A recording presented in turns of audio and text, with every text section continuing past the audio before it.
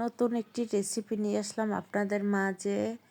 চিংড়ি ভুনা খেতে দারুণ টেস্টি। পারফেক্টভাবে বানাতে হলে অবশ্যই ফুল ভিডিওটা দেখতে হবে একটি লাইক দিয়ে।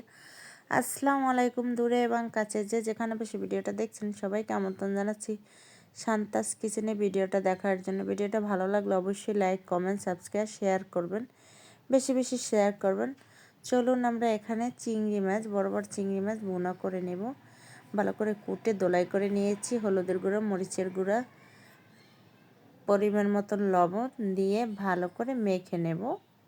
মাছটা ভালো করে মেখে নিয়ে একদম দেশি চিংড়ি, হলা চিংড়ি মাছ, ছোট ছোট সাইজে, কিন্তু খেতে আসলে এগুলো আমার কাছে বেশি ভালো লাগে বড় তার চেয়ে। মাখা শেষ। এখন আমরা একটা কড়াই দিয়ে পরিমাণ মতন তেল দিয়ে নেব।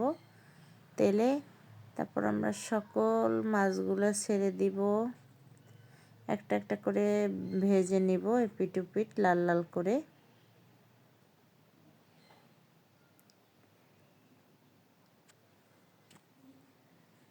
লাল লাল করে দেখেন মাছগুলো এখন উল্টে দেব।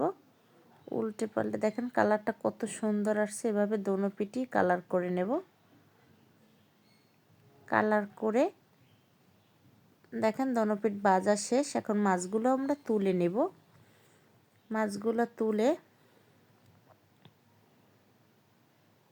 তুলে নিচ্ছি। এখন এই তেলেই আমরা পেস্ট, দেখেন মাছগুলো ভাজা কিভাবে হয়েছে। একটু হালকা তেল দিয়ে নিয়েছি। মেজারমেন্ট কাপের মতন 1 কাপ পেস্ট দিয়েছি। যত পেস্ট দিবেন হালা চিংড়ি বা এমনি চিংড়ি ভুনে তত খেতে ভালো লাগবে। হালকা একটু লাল লাল করে ভেজে নিয়েছি পেস্টগুলো।